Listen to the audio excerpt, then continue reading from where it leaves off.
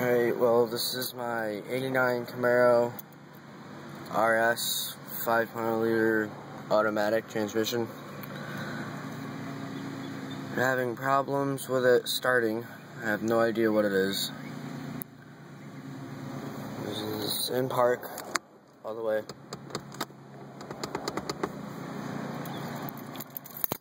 Alright, put the key in.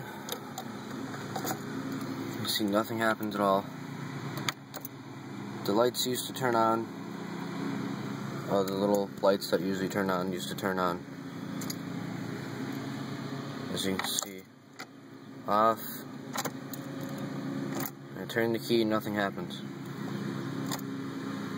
Only thing that happens is the temperature gauge moves up and down a little.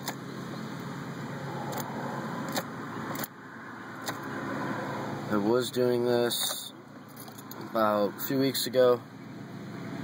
It would start, like I'd go to turn it and it wouldn't start, but then I'd come turn it all the way back, take the key out, put it back in, and then it'd finally start.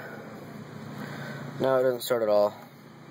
If you know why it won't start or anything like that, leave a comment or something.